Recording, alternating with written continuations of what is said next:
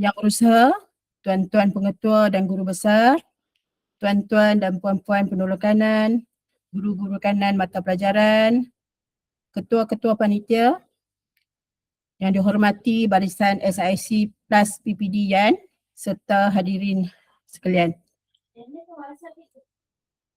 Alhamdulillah, marilah kita memanjatkan setinggi-tinggi kesyukuran kehadrat Allah Subhanahu Wa Taala kerana dengan limpah rahmat dan izinnya kita dapat bersama-sama menghadiri sesi penataran RPM 2026-2035 secara dalam talian.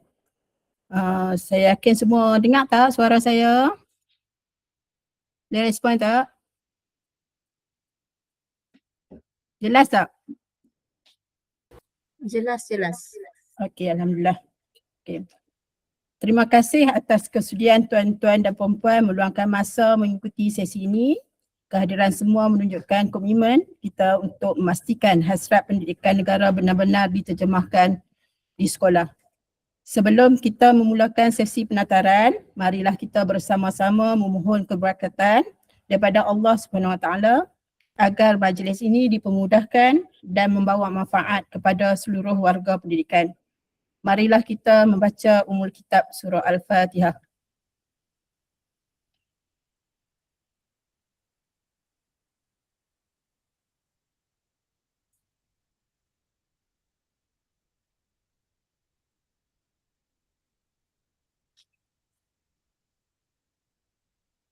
Tuan-tuan dan puan-puan, saya percaya dokumen RPM 2026-2035 bukanlah sesuatu yang baru.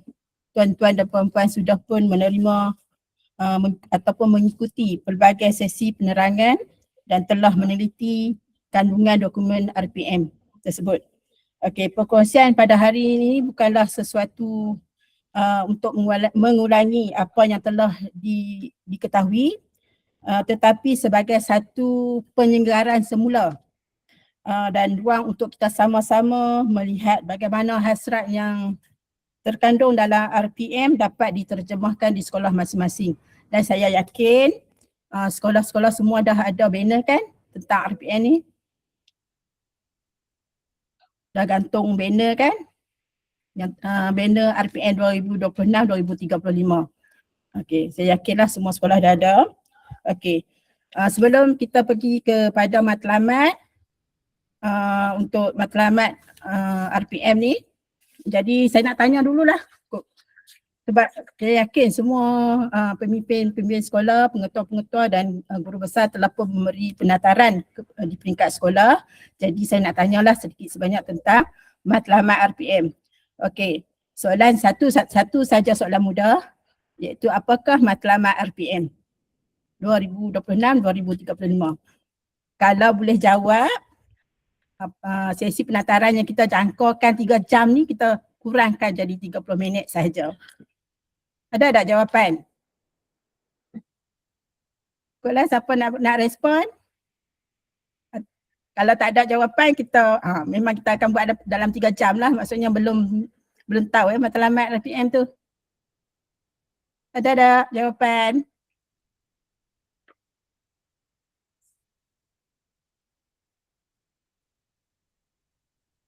Ada tak? Kalau tak mau cakap pun ni komen dalam ruangan chat.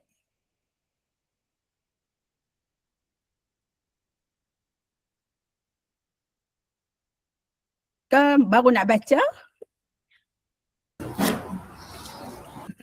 Ada tak? Nak try boleh?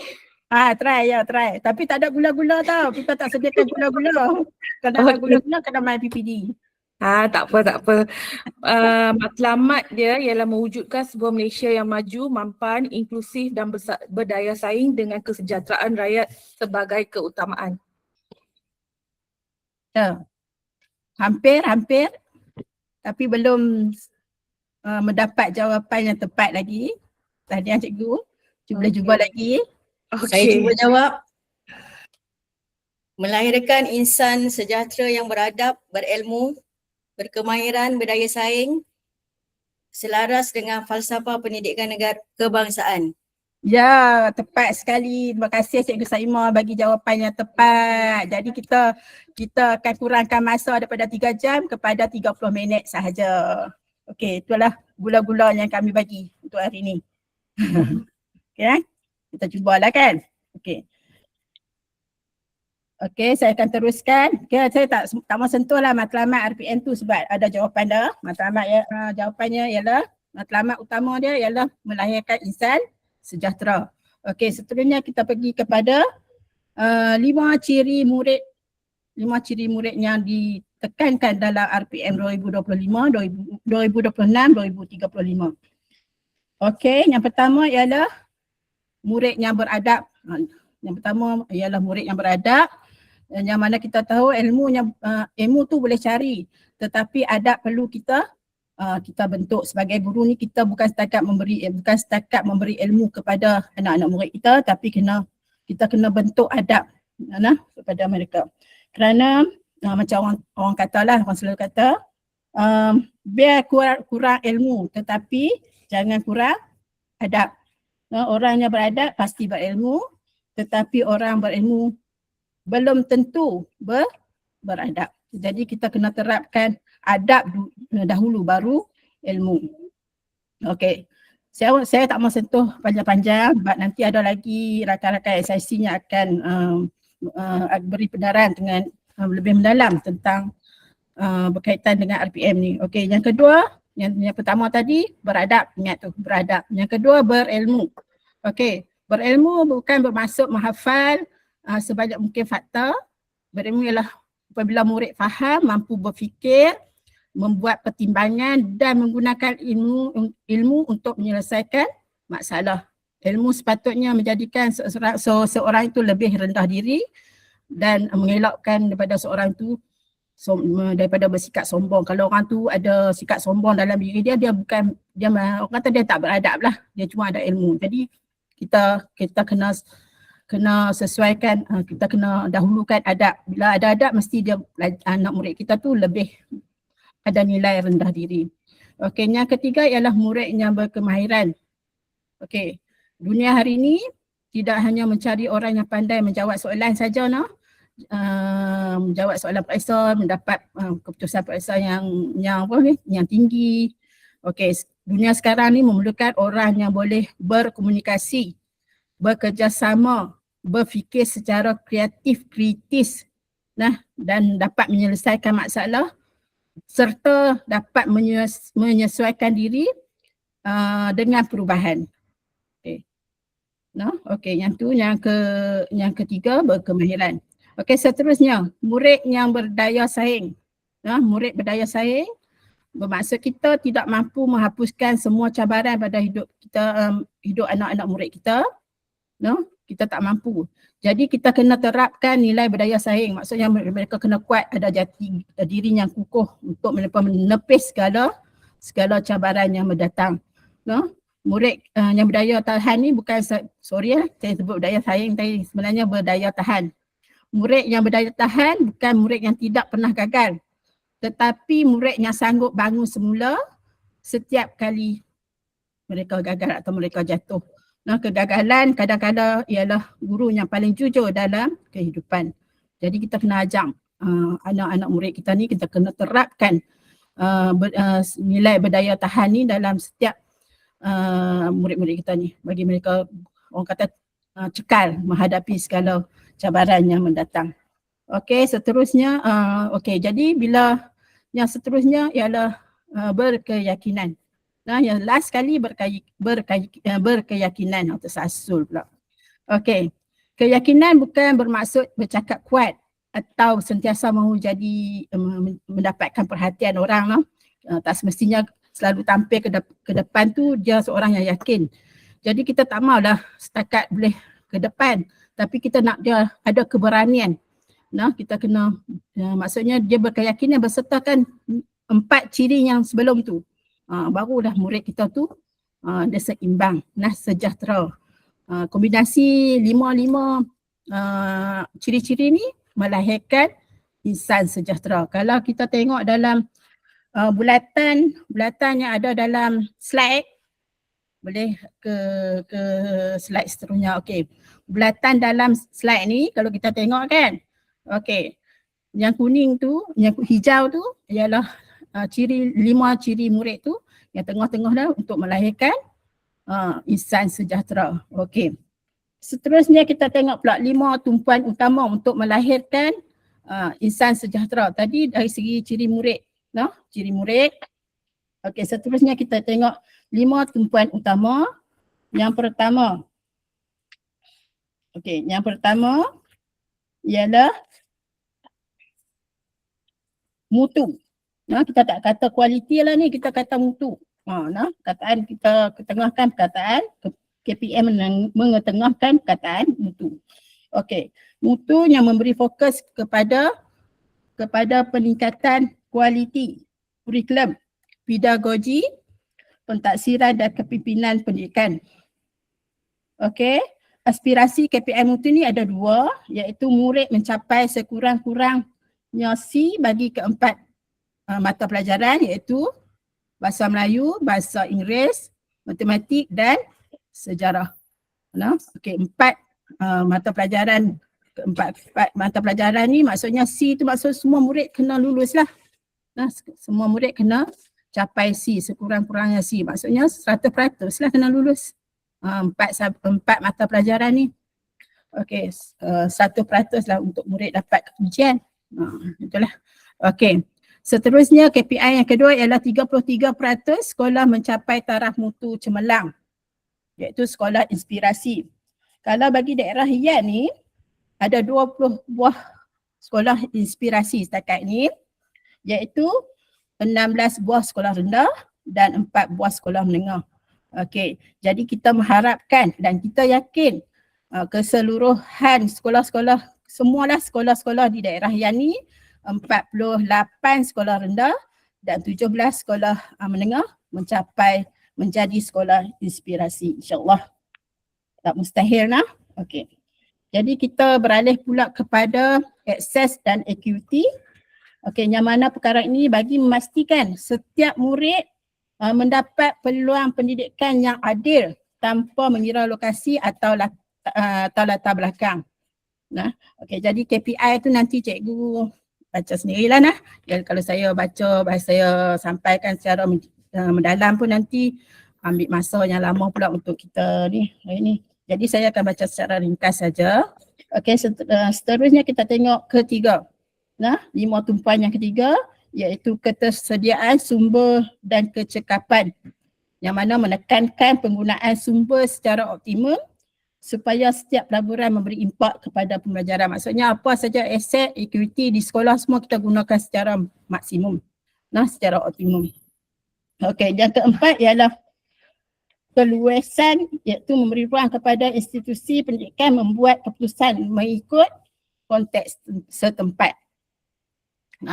Apa yang dimaksud keluasan ni ialah pemboleh ubah lah, maksudnya kita boleh dia boleh berubah-ubah. Boleh buat. Kita tak statik pada satu ni, kita maksudnya apa saja keputusan mengikut peredaran masa tu. Okey. Okey, saya baca sikit sini. Keluasan menekankan keupayaan sistem pendidikan untuk menyelesaikan pendidikan pedagogi mengikut keperluan dan keupayaan murid. Itu keluasan tu maksud dia. Tu persekitaran pembelajaran yang dinamik serta perkembangan teknologi, pendekatan pembelajaran yang lebih terangkum kepada berpusatkan murid, memberikan peluang kepada setiap murid mendalami bidang pembelajaran berdasarkan minat, kebolehan dan kecenderungan masing-masing. Itu maksud dia. Jadi kita kena ambil berat lah cakna tentang hal ini lah. Okey, seterusnya yang kelima, kemampanan. Kemampanan bagi memastikan setiap pendidikan kekal relevan dan memenuhi keperluan masa depan. Aspirasi KPS, semua keluarga institusi pendidikan KPM membudayakan amalan kemampanan. Okey, itu KPI dia. Okey, seterusnya kita tengok pula. Okey, kita tengok pencapaian semasa PPPM 2013 hingga 2025. Okey, apa yang dimaksudkan dengan PPPM?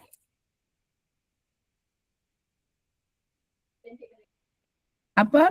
Okey, PPPM ialah Pelan Pembangunan Pendidikan Malaysia 2013 hingga 2025.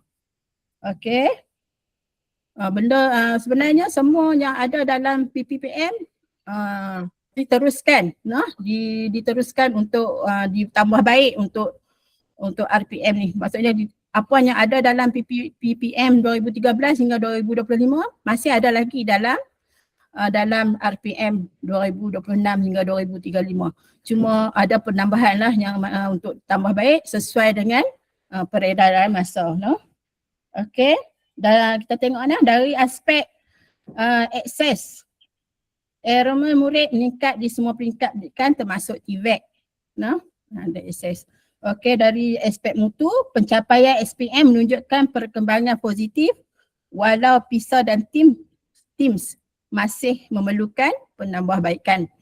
Okey, seterusnya bagi ikuti jurang pencapaian antara bandar dan luar bandar semakin apa? Semakin orang kata mengecil lah, jurang tu semakin mengecil. Okey, seterusnya dari aspek perpaduan, sekolah terus menjadi medium penting membina keharmonian masyarakat. Okey, manakala dari aspek kecekapan sistem, penambahbaikan prasarana, autonomi sekolah dan tadbir urus terus diperkasakan. Okey, kesemua pencapaian ini menjadi asas kepada pelaksanaan RPM 2026-2035. Okey, tuan-tuan dan puan-puan, kesimpulannya RPM 2026 hingga 2035 bukanlah satu permulaan yang baru, tetapi kesinambungan kepada usaha transformasi pendidikan negara. Kejayaannya bergantung kepada komitmen kita semua untuk menterjemahkan dasar ini dalam bilik darjah, pengurusan sekolah dan budaya kerja seharian. Okey, marilah kita sama-sama menjayakan rancangan pendidikan Malaysia 2035 demi melahirkan insan sejahtera. Seterusnya merealisasikan aspirasi pendidikan bermutu, insan terdidik, negara sejahtera. Okay. Hadirin yang dihormati sekalian, saya rasa setakat itu saja perkongsian daripada saya. Terima kasih atas perhatian dan kerjasama yang diberikan sepanjang sesi saya ni lah. Okay, tanpa melengahkan masa, saya dengan segala hormatnya mempersilakan Puan Badiah binti Kamruzaman untuk meneruskan sesi penataran yang seterusnya. Dipersilakan.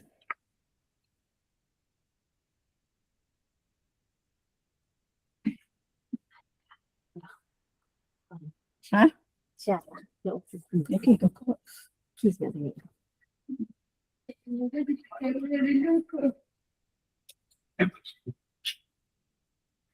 Alamak, saya punya hang lah.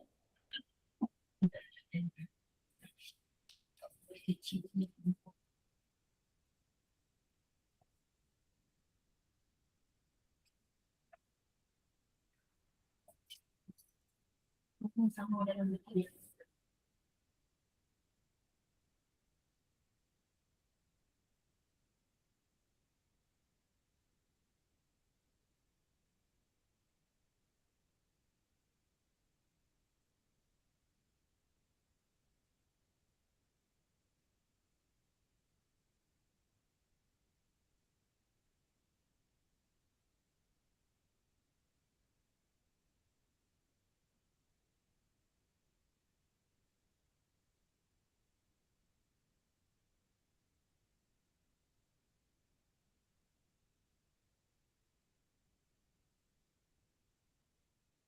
Assalamualaikum.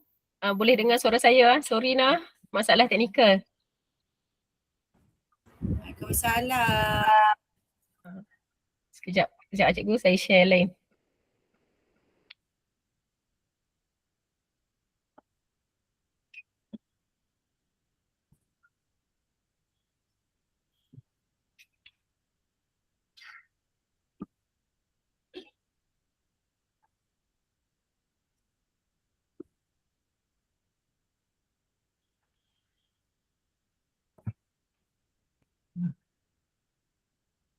Okay, Assalamualaikum warahmatullahi wabarakatuh dan selamat petang. Saya teruskan dengan 7 strategi RPM 2026-2035.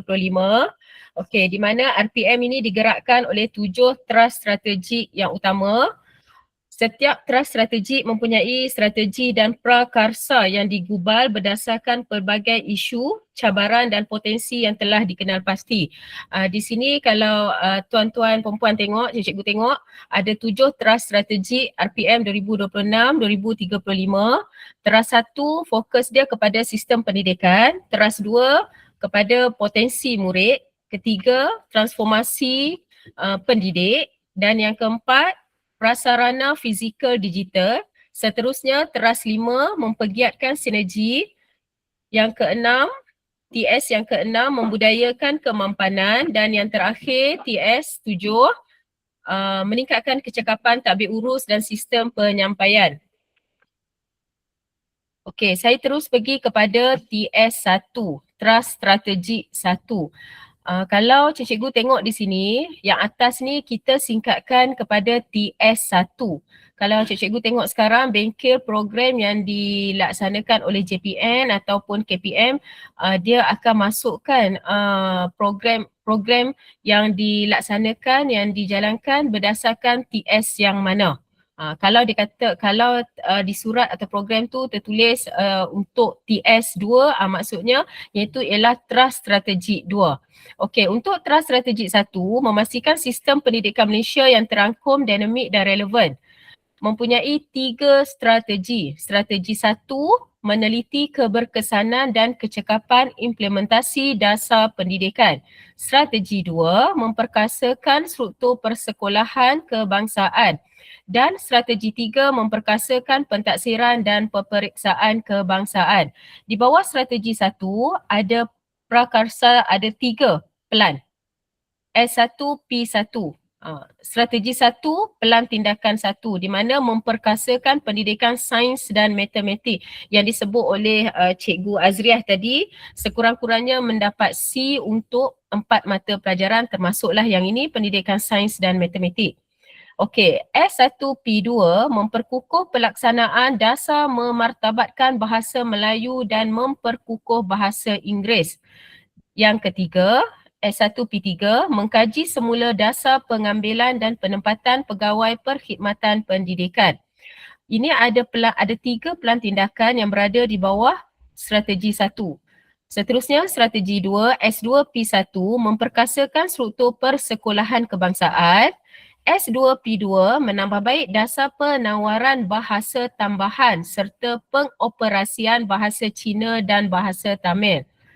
Strategi 3, S3P1 memperkasakan sistem pentaksiran kebangsaan. Okey, yang ni kita boleh tengoklah dengan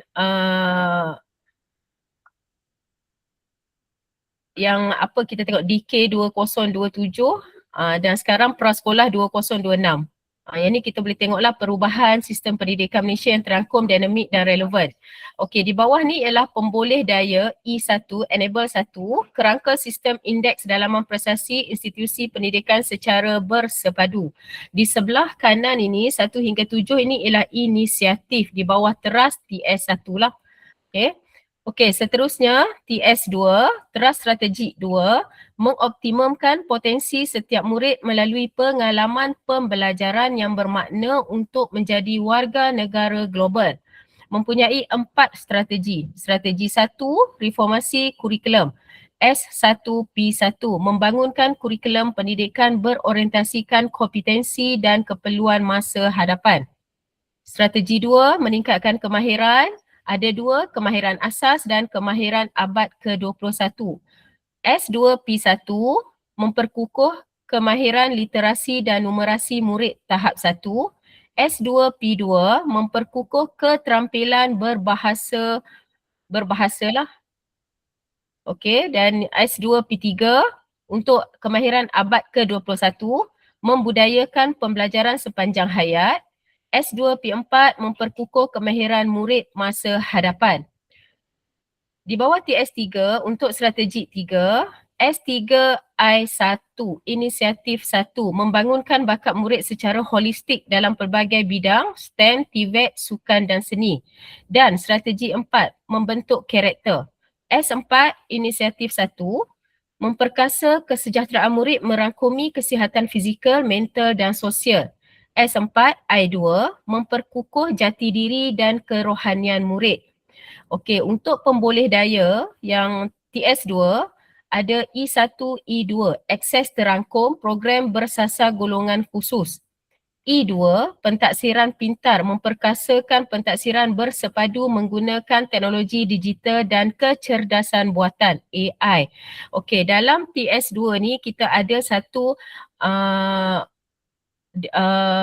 program pembentukan karakter. Dia bukan mata pelajaran, iaitu dalam DK2027 tahun depan akan dilaksanakan bermula dengan tingkatan 1. Okey, seterusnya TS3 mentransformasikan pendidik agar berkeupayaan tinggi dan berorientasikan masa hadapan. Okey, strategi 1 meningkatkan kesejahteraan pendidik. S1P1 menumpukan peranan guru kepada PDP. S1P2 memperkasakan kesejahteraan pendidik melalui keseimbangan holistik. Strategi 2 memperkasakan kompetensi pendidik melalui pemberdayaan pembangunan profesional berterusan secara berstruktur dan bermutu. S2P1 memantapkan pembangunan profesionalisme berterusan secara berstruktur untuk memastikan tahap kompetensi pendidik kekal relevan. Yang ini kita punya LDP PLC lah yang di sini dan kita punya CPD. Okey, strategi 3 mentransformasikan latihan keguruan agar bersifat adaptif, dinamik dan relevan. S3P1 memperkasakan latihan keguruan agar luas dan relevan. Tadi luas, Cikgu Azriah pun dah sebut, luas tu maksudnya kita boleh sesuaikan dengan perubahan yang berlaku. S3P2 memperkukuh mekanisme jaminan mutu latihan guru dalam perkhidmatan. Okey, seterusnya dalam TS3, strategi 4, membangunkan pemimpin transformatif, berkeupayaan tinggi dan berorientasikan masa hadapan. S4P1 memperkasakan perancangan pengganti dengan membentuk kumpulan pelapis pemimpin pendidikan berteraskan nilai dan berwawasan sistemik. S4P2 mewujudkan keluasan penempatan guru besar di sekolah rendah dan dari sekolah rendah ke sekolah menengah. Okey, pemboleh daya enable 1 membudayakan penyelidikan dan inovasi berimpak tinggi melalui penubuhan pusat yang berfokuskan penyelidikan dan inovasi di bawah KPM. Yang ini daerah yang untuk mata pelajaran matematik tempoh hari kita mendapat bimbingan daripada USM memperkenalkan step up matematik dan bahasa Inggeris lah. Yang inilah kita akan tengok TS6 nanti. Okey, TS yang keempat, memantapkan prasarana fizikal dan digital di semua institusi pendidikan KPM. Okey, strategi 1 memperkukuh pembangunan prasarana terangkum dan lestari. TS1 tadi cikgu untuk sistem pendidikan. TS2 potensi kepada murid. Yang ketiga tadi mentransformasikan pendidik kepada guru lah, dan yang keempat sekarang ialah prasarana fizikal dan digital. Okey, untuk strategi 1, S1P1 memperkukuh pembangunan prasarana pendidikan yang strategik dan responsif. S1P2 memantapkan pengurusan aset, penyelenggaraan proaktif dan berfasa untuk kelestarian prasarana KPM. S1P3 memperkasakan prasarana dan sokongan pembelajaran bagi pendidikan khas. S1P4 memperkukuh kemudahan sedia ada yang berfungsi terangkum dan berimpak. Antara 4 TS tadi, TS4 ni lah yang ada pelan tindakan untuk strategi 1 tu ada 4 pelan tindakan. Yang lain tadi ada 1, ada 2, ada 3 saja. Okey. TS4 strategi 2 memperkasakan prasarana digital untuk pendidikan. S2P1 mentransformasikan pengalaman pembelajaran dengan inovasi teknologi. S2P2 menambah baik prasarana digital di institusi pendidikan. Okey, dan strategi yang ketiga untuk TS4, menambah baik sistem pintar dan tadbir urus berasaskan data. S3P1, memperkukuh tadbir urus pendidikan melalui sistem maklumat dan data pintar serta terhubung. Okey, yang ini lebih kepada prasarana fizikal dan digital. Okey, seterusnya, teras strategi yang kelima, mempergiat sinergi antara institusi pendidikan dengan pihak berkepentingan. Apa maksud sinergi? Berusaha bersungguh-sungguh. Maksudnya untuk menjalinkan satu jaringan dan jalinan antara institusi pendidikan dengan pihak berkepentingan. Okey, ada 3 strategi. Strategi 1, memperkukuh dasar kerjasama antara KPM dengan pihak berkepentingan. S1P1, memperkasakan dasar kerjasama institusi pendidikan KPM dengan pihak berkepentingan. Strategi 2, memperkukuh ekosistem penyaluran sumber. S2P1, memperkukuh ekosistem penyaluran sumber. Strategi 3, meningkatkan pelibatan pihak berkepentingan dengan institusi pendidikan KPM. S3P1, memperbagaikan mekanisme penglibatan dan kerjasama pihak berkepentingan. Okey, ada siapa-siapa yang sudi untuk sebut fokus setiap teras strategik daripada teras strategik 1 sehingga teras strategik 5 tadi? Cikgu boleh buka mic sambil-sambil petang ni. Kalau tak dengar saja nanti takut mengantuk.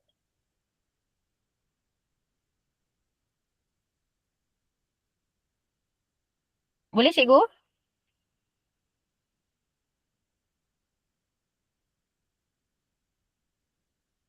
Tak ada?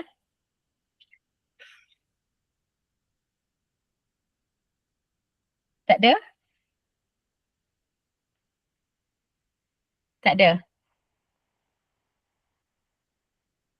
Okey, kalau tak ada saya serahkan seterusnya kepada Puan Siti Hamidah binti Abdul Hamid, pegawai SIC Plus Matematik untuk meneruskan teras strategi 6 dan 7 dan seterusnya.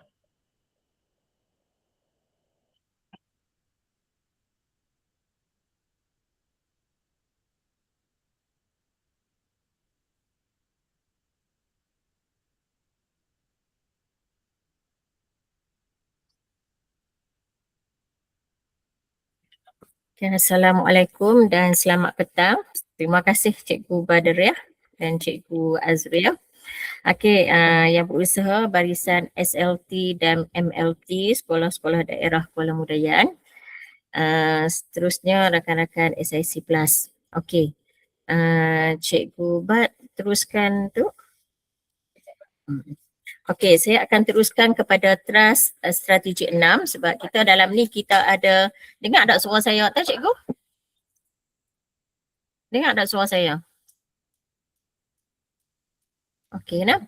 Okey, tadi Cikgu Badriah dah bagi daripada teras strategik 1 sehingga teras strategik yang kelima, iaitu yang kelima mempergiatkan sinergi antara institusi pendidikan KPM dengan pihak yang berkepentingan. Okey, untuk yang seterusnya iaitu teras strategik 6 iaitu membudayakan kemampatan. Kamera saya tak boleh buka, minta maaf, kenapa entah.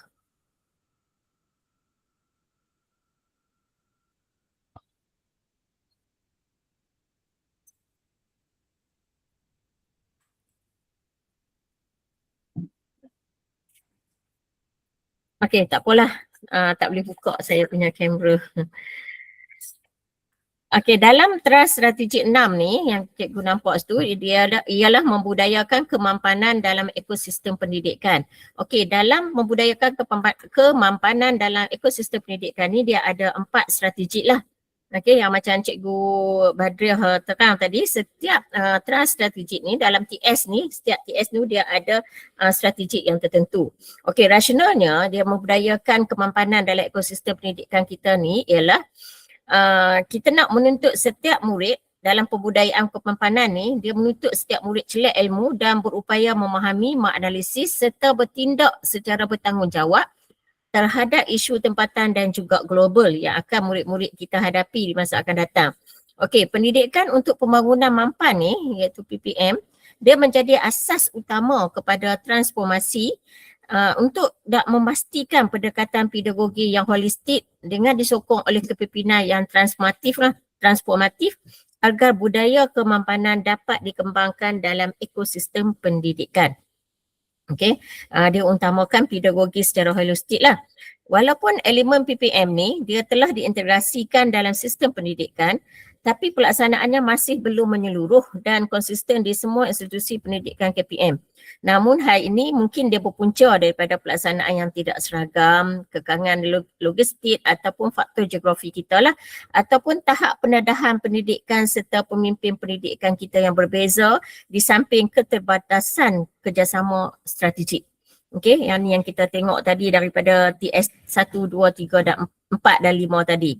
Dan pembudayaan kemampanan ni adalah penting untuk kita nak lahirkan warga KPM yang bertanggungjawab terhadap alam sekitar, kesejahteraan sosial dan juga ekonomi sejajar dengan aspirasi nasional dan juga global.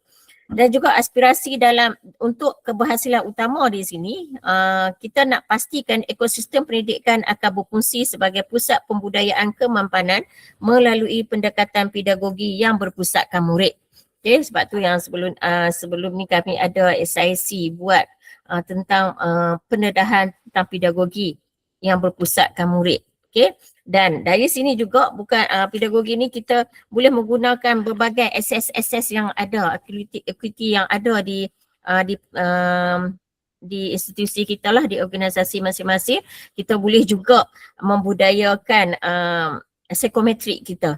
Okay, kita boleh membudayakan psikometrik macam mana kita boleh menggunakan inventory kecerdasan berbagai murid untuk kita nak memastikan pendekatan pedagogi yang berpusatkan murid itu orang kata yang optimum lah, ya. Kita menggunakan pedagogi yang optimum dengan berdasarkan berpusatkan murid dengan berdasarkan inventory kecerdasan berbagai murid itu. Okey.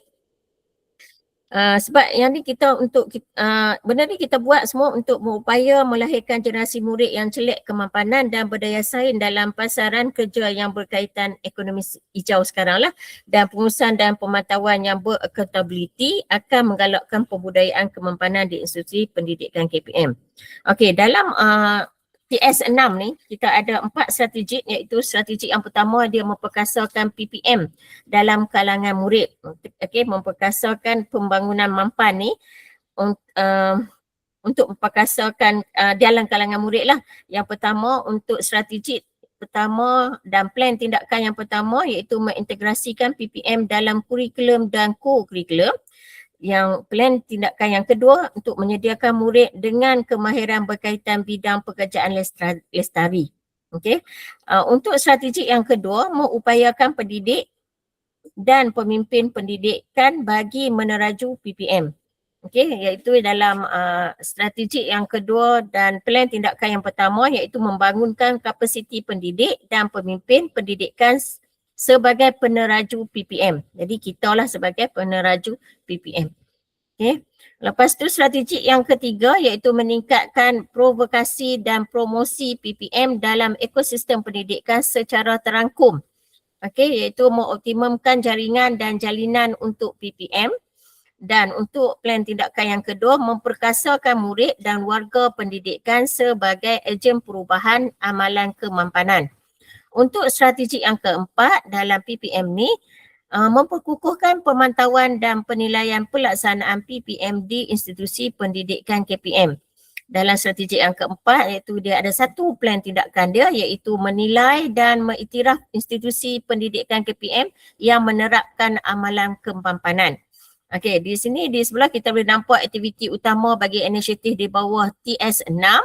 Iaitu kita ada 6 aktiviti utama dia, iaitu yang pertama integrasi pendidikan untuk pembangunan mampan yang dalam kurikulum dan core kurikulum secara langsung dan juga sisipan.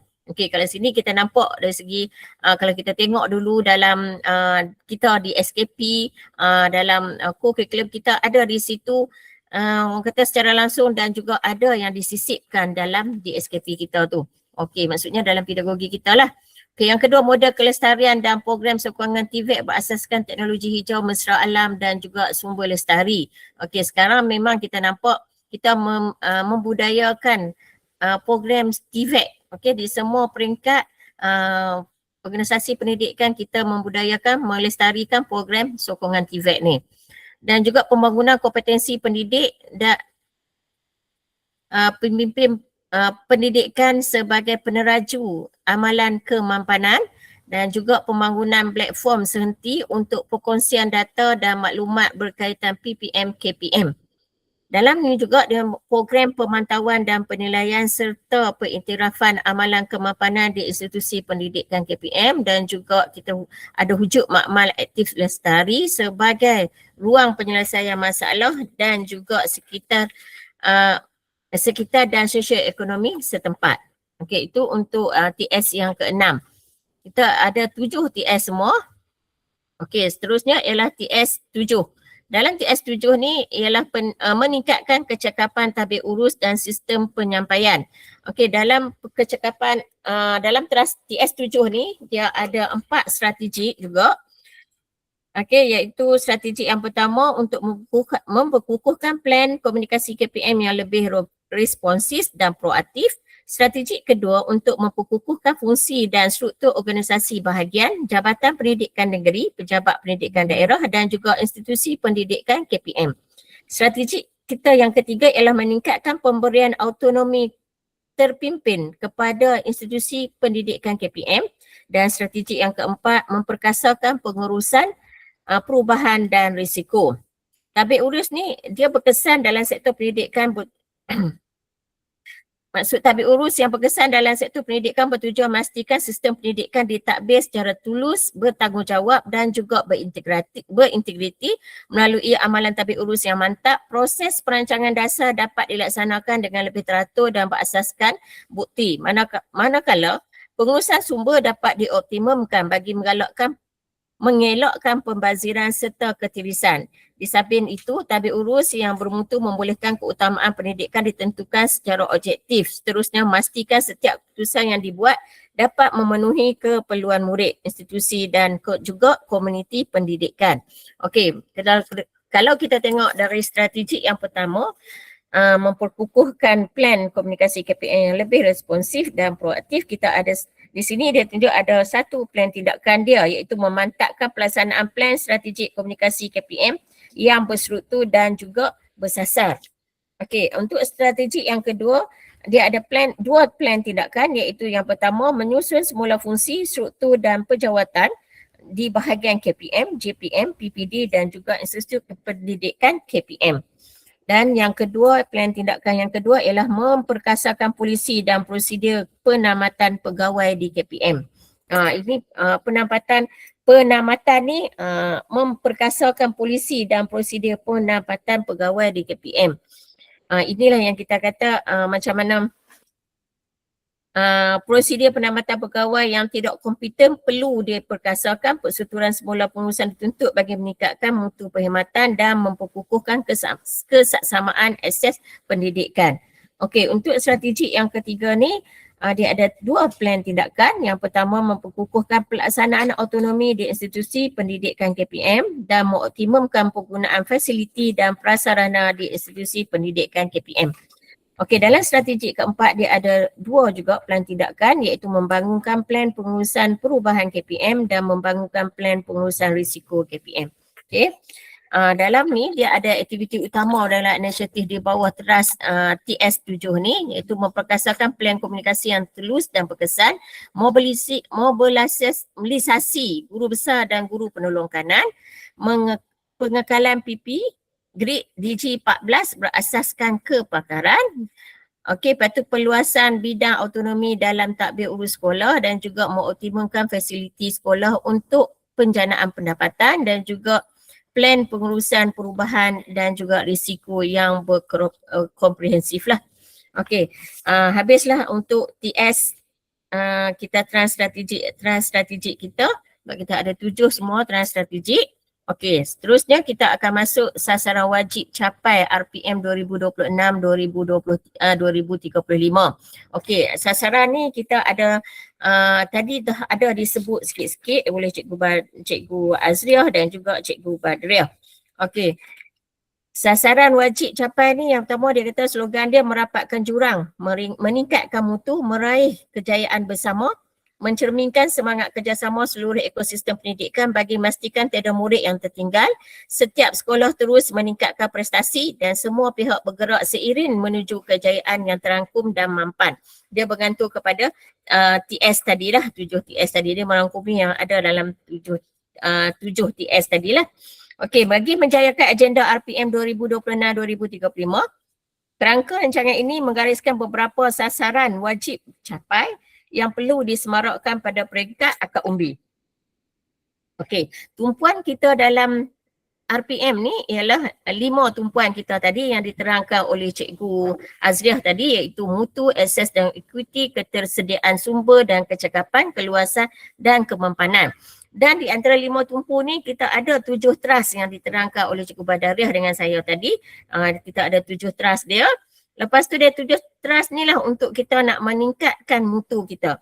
Okey, kalau kita tengok dari segi kerangka RPM ni, dia mula yang untuk kita nak melahirkan insan sejahtera, dia bermula dengan pengetahuan, kemahiran dan juga adab, dan dia ada 5 tumpuan dan juga 5 tumpuan lah. Daripada 5 tumpuan kita ada 7 daripada insan sejahtera tu kita ada insan sejahtera, lepas tu kita ada kemahiran, pengetahuan dan adab. Di situ kita ada 7 strategik dan juga kita ada 5 tumpuan kita. Okey, untuk meningkatkan mutu ni kita kena capai sebelum 2035 lah, murid mencapai sekurang-kurangnya grade C bagi keempat-empat mata pelajaran bahasa Melayu, bahasa Inggeris, matematik dan sejarah. Okey, untuk sebelum 2035 bermaksud ialah murid yang sekarang berada di tadika. Okey, maksudnya yang bermula dengan dokumen kurikulum.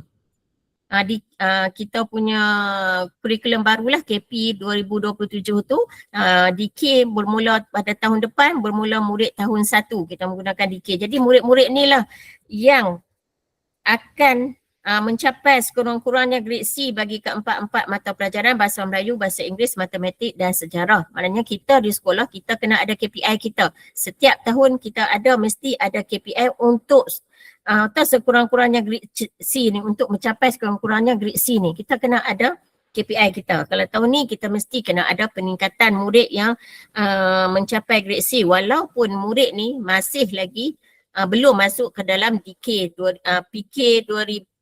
KP 2027. Walaupun murid kita belum lagi melalui KP 2027, tapi kita dah boleh mula membuat KPI kita. KPI tentang mencapai sekurang-kurangnya grade C.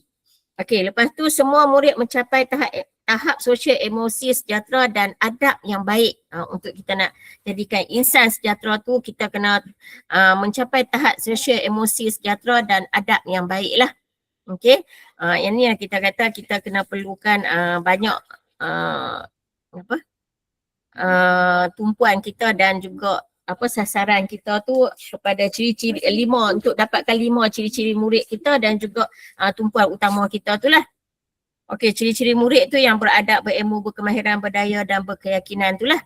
Okey, lepas tu semua murid mencapai tahap kompetensi digital pada tahap intermediate dan ke atas. Okey, lepas tu 90% murid tahap 2 hingga tingkatan 5 mencapai tahap kesihatan fizikal cergas dalam ujian SEGOK, standard kecerdasan murid. Okey, dia mula dari 90% murid tahap 2. Dia tak mula dengan tahap 1 sebab di tahap 1 tahun 1 tahun 2 dia hanya nak tumpu kepada literasi dan numerasi saja. Okey.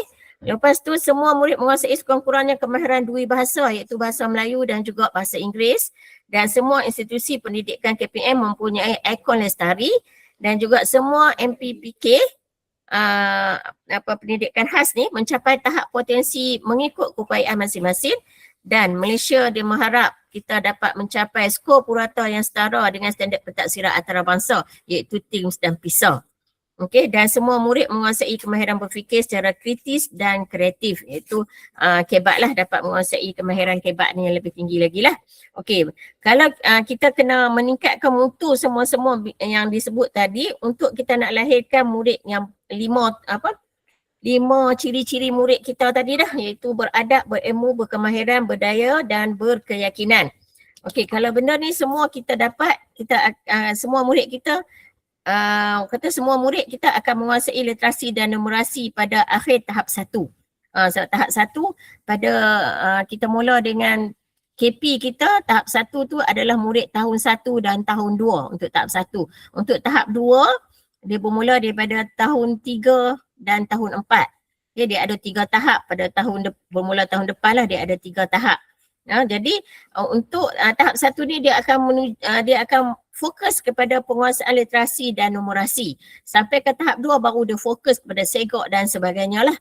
Okey, lepas tu semua institusi pendidikan KPM dilengkapi dengan kemudahan prasarana asas dan semua institusi pendidikan KPM dilengkapi dengan rangkaian internet berkelajuan tinggi, keseluruhan institusi dan peranti digital.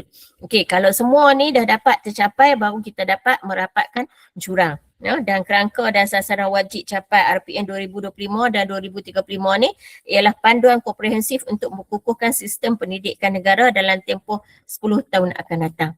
Okey, itu sasaran kita 10 tahun akan datang lah, dan maknanya sebelum 2035 kita dah dapat mencapai, kita dapat meningkatkan mutu yang disenaraikan lah. Okey, dan tapi kita kena perlu memberi tumpuan kepada 5 tumpuan dan juga berdasarkan TS7 TS tu untuk melahirkan murid 5 ciri-ciri murid tu, dan akhirnya baru kita dapat merapatkan jurang. Okey, saya rasa setakat itu saja. Sekian, terima kasih, dan seterusnya terserah kepada Cikgu Tajul Izani.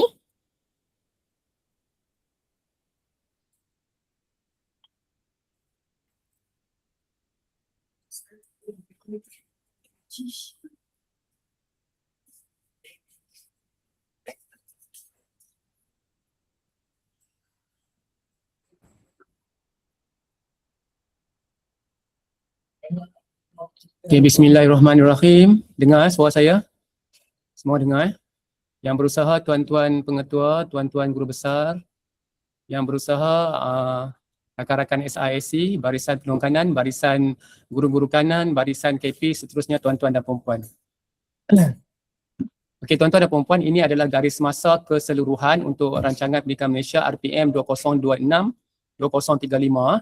Okey, dipecahkan kepada 3 fasa. Fasa pertama adalah prakasa pencapaian segera, iaitu untuk tahun 2026 hingga 2027.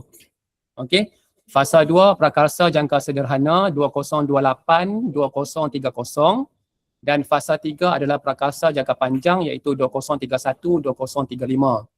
Okey, untuk prakarsa pencapaian segera, tumpuan kepada pelaksanaan tindakan awal yang dapat menunjukkan impak segera. Okey, fasa 2 dia melihat kepada tumpuan program-program yang memerlukan tumpuan kepada pengukuhan dan perluasan pelaksanaan untuk jangka masa sederhana lah.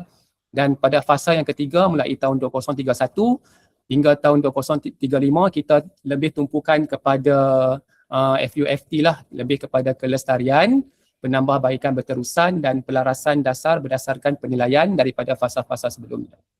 Okey, sekarang kita berada di fasa 1 lah, tumpuan kepada pelaksanaan tindakan awal yang dapat menunjukkan impak segera. Maksudnya daripada tahun 2026 dan tahun 2027.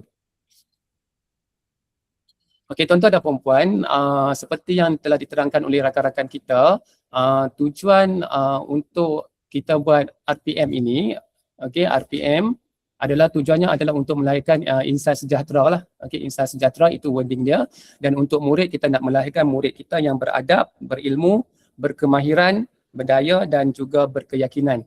Okey, untuk fasa 1 untuk tahun 2026 hingga 2027, antara program-program yang akan dilaksanakan, okey, berdasarkan kepada TS1 sampai TS6 sampai TS7 kita ada sampai TS1 sampai TS7. Yang ni antara program-program yang akan dilaksanakan lah, okey, untuk tahun 2026 dan 2027.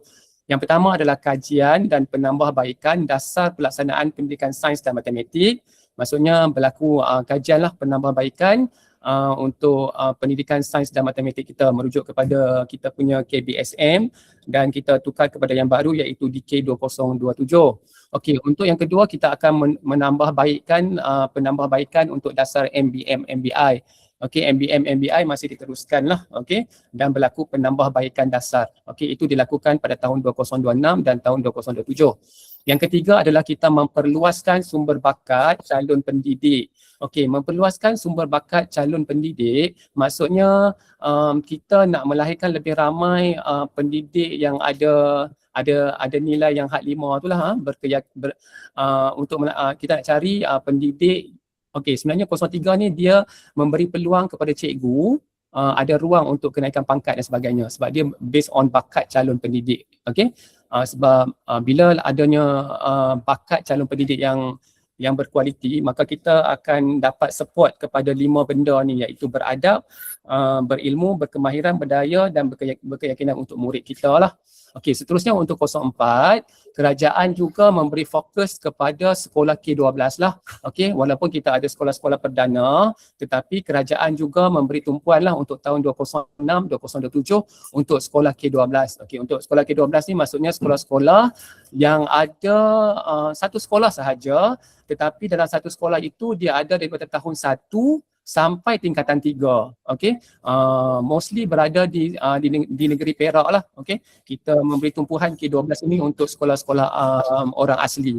Okey, untuk 05 penambahbaikan dasar penawaran dan pengoperasian bahasa tambahan iaitu bahasa Cina dan juga bahasa Tamil. Okey, untuk bahasa Cina dan bahasa Tamil diteruskan untuk DK2027 untuk tahun depan. Di mana di sekolah SJK dan SJKC dan juga SJKT masih diteruskan untuk subjek bahasa Cina dan juga bahasa Tamil. Dan sekolah-sekolah untuk SJK dan SJKC dan juga SJKT tidak perlu untuk mengambil mata pelajaran tambahan. Okey, nanti saya akan beritahu seterusnya. Okey, seterusnya kita menyusun semula tujuan dan struktur pentaksiran lah 06 di mana kita dah memansuhkan sebahagian daripada peperiksaan pusat seperti UPSR, kita tambah baik berdasarkan kepada matriks pembelajaran lah di mana kita tidak lagi fokus kepada markah tetapi kita lebih fokus kepada pentaksiran yang kita anggap ia sebagai satu pentaksiran yang berterusan lah. Okey, so dekat tahun 2026, 2027 berlakulah perubahan dari segi menyusun semula tujuan dan struktur pentaksiran. Okey, macam PBD kita tu lah. Dan kita dekat 06 ni juga kita telah memperkasakan PBS lah di peringkat JPN, PPD dan juga di peringkat sekolah berdasarkan surat arahan dan juga SPI. Okey, seterusnya pembangunan kerangka indeks prestasi institusi pendidikan. Okey, ini adalah yang kita ada sekolah fokus dan sebagainya lah tu lah. Maksudnya kita ada indeks prestasi institusi pendidikan kita. Okey, 08 pelaksanaan kurikulum prasekolah. Okey, prasekolah kita dah bermula tahun ini. So pembinaan karakter untuk prasekolah 2026 memang dah berlaku lah untuk prasekolah dah berlaku. Jadi untuk guru-guru besar, tuan-tuan guru besar boleh lihatlah okey pelaksanaan pembinaan karakter untuk prasekolah. Manakala untuk tingkatan 1 dan tahun 1 pembinaan karakter itu akan dilakukan mulai tahun hadapan di mana untuk PPD memang kita dah bagilah penataran. Setakat ni penataran yang telah dilakukan adalah sains lagi subjek apa ke? Sains sahaja yang baru dibagilah, okey, dan pelaksanaannya akan dilakukan pada tahun depan. Dan yang membezakannya adalah sedikit je tuan-tuan dan puan-puan, dia lebih kurang sama tapi dia lebih kepada yang baru dalam DK kita, DK2027 kita nanti dia menekankan kepada kompetensi. Okey, nama lama kita dulu adalah DSKP dan nama baru kita sekarang adalah DK saja iaitu dokumen kurikulum. Okey, untuk 09 perancangan dan pembangunan literasi dan numerasi. Okey, dalam perancangan 2026, 2027 dia telah menetapkan bahawa untuk makluman memang guru besar dah tahu sebenarnya di mana KPM telah menetapkan bahawa kita hendak mencapai murid kita mencapai literasi dan numerasi secara total lah sebelum mencapai tahap 2. tahap 2 maksudnya murid itu tahun 3 lah, di mana sekolah rendah kita hanya ada tahap 1, tahap 2 dan tahap 3. Okey. So menjelang tahap 2 maksudnya murid tu dah masuk tahun 3 dia dah mencapai keseluruhan total. Itu dia punya planning dia lah, pencapaian kita. So nanti kita tengok kepada kita punya pelaksanaan kita di peringkat sekolah. Okey, boleh nak tuan-tuan dan puan-puan, ini adalah untuk fasa 1. Okey, untuk fasa 2 pula, untuk tahun lagi 2 tahun iaitu tahun 2028 hingga tahun 2030, kita akan fokus kepada pembangunan sumber, kompetensi pendidik dan pelaksanaan rintis bagi pendidikan sains dan matematik.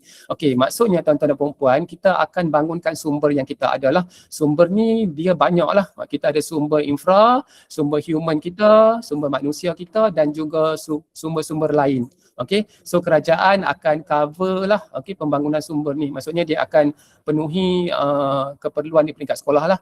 Seterusnya kita akan bagi kompetensi pendidik, maksudnya berlaku CPD dan juga sesi pembelajaran secara berterusan lah kepada guru-guru kita dan juga pelaksanaan rintis untuk subjek-subjek yang tertentu. Okey, nombor 2, peningkatan mutu dan kompetensi pendidik dalam PDP, BM dan BI. Sama jugalah. Maksudnya guru-guru kita akan banyak terlibat dengan CPD. Dia banyak program-program yang ada coding dia dan ada nama macam masterclass dan sebagainya. Nanti ramailah guru-guru kita akan diberi pendedahan tentang pengetahuan dan juga kemahiran yang seiring dengan zaman tu, maksud tahun 2025 hingga tahun 2030. Okey, seterusnya penekanan terhadap mutu pengambilan PPP, maksudnya KPM juga akan memberi penekanan kepada kualiti ataupun mutu pengambilan pegawai perkhidmatan pendidikan. Okey, maksudnya lepas ini pada tahun 2028 kita akan lihatlah dia punya spesifikasi untuk melantik guru-guru baru, akan berlaku perubahan lah pada tahun 2028. Okey, pelaksanaan rintis struktur persekolahan dan pendidikan wajib prasekolah. Okey, ini pun akan berlaku pada tahun 2028 nanti. Kemudian kajian keboleh laksanaan bahasa tambahan lain. Okey, untuk pengetahuan tuan-tuan dan puan-puan, pada tahun 2028 hingga 2030 akan berlaku kajian keboleh laksanaan bahasa tambahan.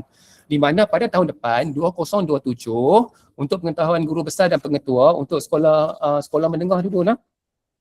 Okey, untuk sekolah menengah dahulu untuk tahun depan tingkatan 1 kita ada mata pelajaran tambahan iaitu di mana kita akan diberi pilihan menawarkan mata pelajaran bahasa tambahan iaitu sama ada bahasa Cina, bahasa Tamil, bahasa Iban, bahasa Kadazan Duzun, bahasa Semai, bahasa Perancis, bahasa Jerman, bahasa Jepun, bahasa Korea, bahasa Cina komunikasi ataupun bahasa Arab komunikasi. Maksudnya murid tingkatan 1 tahun depan dia kena memilih. Ini adalah wajib lah untuk sekolah untuk tingkatan 1. Manakala untuk sekolah rendah pula, guru besar pula akan untuk tahun 1 nanti kita akan ada subjek bahasa Cina SK, bahasa Tamil SK, dia ada tambah sikit belakang SK. Okey, bahasa Iban, bahasa Kadazan Dusun, bahasa Semai, bahasa Arab, bahasa isyarat Malaysia. Mungkin boleh pilih lah mana satu. Benda ni nanti akan diberitahu kemudian. Okey. Selepas pelaksanaan ini pada tahun 2027, manakala pada tahun 2028 hingga 2030 akan dilakukan kajian keboleh laksanaan dia. Kemudian selepas kita melaksanakan pentaksiran berasaskan sekolah, start tahun 2028 hingga tahun 2030 kita akan memperkukuhkan lagi pentafsiran berasaskan sekolah lah. Okey, seterusnya pembangunan dan kelulusan kerangka, instrumen dan kertas dasar, penataran dan pemantauan kurikulum baharu secara berperingkat. Okey, maksudnya penataran pada tahun 2028 diteruskan untuk tingkatan tahun depan untuk tingkatan 2. So 2028 akan berlaku penataran juga untuk tingkatan 3 lah. Okey, penataran ini akan berterusan setiap tahun. Okey, dan juga pemantauan. Okey, pemantauan akan dilakukan secara berperingkat lah. Di mana pemantauan tu maksudnya 2028 tu pemantauan untuk kita punya DK ni untuk tahun 1 prasekolah dan juga tingkatan 1. Yang akan dilakukan oleh pihak JPN, pihak KPM pihak PPD dan sebagainya. Okey, seterusnya pengoperasian dan penataran pengukuhan literasi dan numerasi di peringkat sekolah rendah lah untuk tingkatan 1 dan 2. Okey, tuan-tuan dan puan-puan, untuk fasa 3 bermula tahun 2031 hingga 2035, waktu ni saya dah pencen. Okey, waktu ni saya dah pencen dah tuan-tuan dan puan-puan. Okey, waktu ini kita akan KPM akan melakukan pengukuhan PDP lah dari segi BM dan BI. Yang kedua, penempatan berdasarkan keperluan lah untuk guru-guru kita. 03, pelaksanaan penilaian dan penambahbaikan struktur persekolahan dan pendidikan wajib prasekolah. Kemudian penawaran bahasa tambahan lain. Okey, dia sama juga untuk fasa 1 dan fasa 2. Tetapi yang ni dia lebih kepada kelestarian lah tuan-tuan dan puan-puan. Dia nak tengok sama ada pelaksanaan kita tu elok, sederhana ataupun rendah. Nah, boleh nah tuan-tuan dan puan-puan. Okey, itu sahaja, sangat simple untuk bahagian saya ini. Okey, untuk bahagian seterusnya tuan-tuan dan puan-puan, ini adalah peranan SISC berkenaan RPM 2026-2036. Okey, SISC yang pertama 2026, 2035, sorry, minta maaf. Okey, 2035 yang pertama adalah SISC. Tujuannya adalah untuk membimbing sekolah melaksanakan RPM, memberi panduan dan sokongan. Yang kedua, coaching dan pementoran guru dan pentadbir. Okey, pentadbir di sini mewakili bukannya SLT tetapi MLT. Yang ketiga, kami akan menganalisis prestasi akademik sekolah lah, seperti kata Puan Siti Hamidah tadi tentang kita kena mencapai sekurang-kurangnya C ya untuk menjelang tahun 2035 untuk subjek BM, BI, Science, Math, SPM nanti.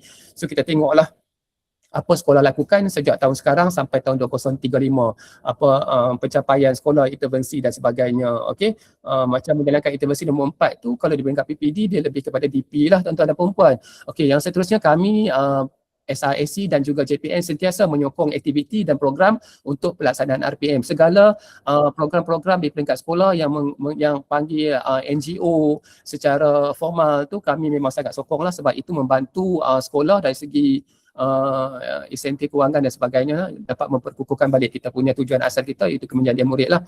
Kemudian menggalakkan sekolah kolaboratif dengan PIBKS dan swasta, menggalakkan murid guru menggunakan Delima AI tools. Okay, sebab yang ini adalah salah satu kompetensi yang terdapat di dalam DK 2027 lah, di mana kita nak menggalakkan guru-guru kita dan juga murid-murid kita mahir lah untuk menggunakan Delima AI tools dan sebagainya.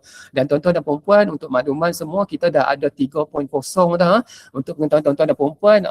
Tuan-tuan dan puan-puan boleh menggalakkan guru-guru setiap pagi tekanlah dekat Delima 3.0 itu untuk memastikan data aktif lah untuk Delima 3.0. Okey, bimbingan yang berterusan dari segi KEBAT, PK21, STEM dan AI untuk kita namakan sebagai PDP yang bermakna. Kemudian untuk 9 kita akan buat pembukaran RPM ini bersama dengan pengetua, guru besar dan guru, bukan untuk tahun ini tetapi berterusan. Mungkin tahun depan pun kita akan buat lagi pembukaran tentang RPM ini supaya benda ini sentiasa segar dan mekar di dalam hati tuan-tuan dan puan-puan. Okey, tuan-tuan dan puan-puan, itu sahaja daripada kami. Akhir kata, sebelum saya bagi link kehadiran dan juga maklum balas, saya mewakili rakan-rakan SISC meminta maaf kepada tuan-tuan dan puan-puan sekiranya ada terkasar bahasa dan sebagainya. Akhir kata, wording yang kita pegang adalah sama-samalah kita meningkatkan mutu dan merapatkan jurang menjelang tahun 2035. Okey tuan-tuan, boleh scan untuk kehadiran sekarang.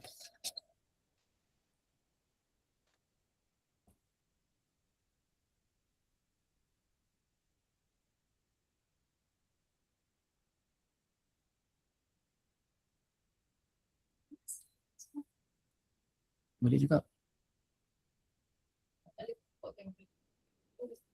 Okey tuan-tuan dan puan-puan, kita ada lagi satu link untuk maklum balas sebentar tuan-tuan dan puan-puan. Semua dah dapat kehadiran? Dah dapat? Belum? Dah? Okey, dapat dah kehadiran tuan-tuan dan puan-puan. Kita ada 79 orang peserta. Okey, pastikan tuan-tuan dan puan-puan mendaftarlah untuk kehadiran sebagai bahan bukti kepada Tuan KPPD kita. Dah? Okey, maklum balas.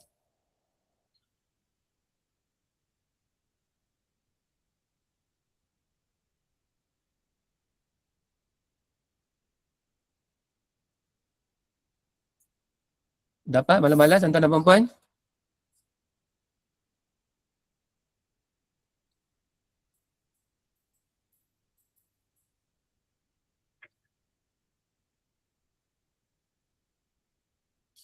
Okey, tuan-tuan dan puan boleh scroll ke tepi.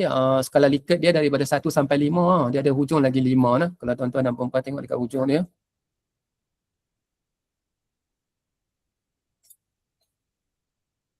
Okey, boleh. Siapa yang masih belum dapat kehadiran?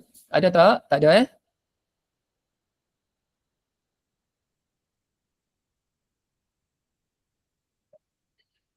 Okey, tuan-tuan dan puan-puan, sesi bergambar. Okey, kita ada sesi bergambar sebab kita ada anak intern bersama juga pada hari ini dan anak intern kita akan tangkap gambar kita bersama. Mohon tuan-tuan dan puan-puan buka kamera jika boleh. Kalau yang berkesudian boleh buka kamera. Terima kasih.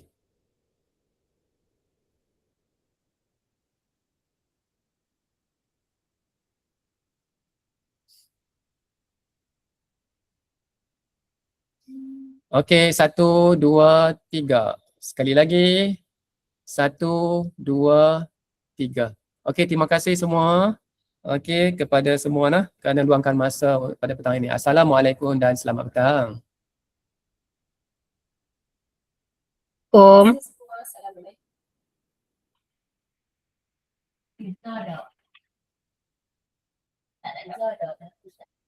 Tak mampu kat kita orang kita tak masuk.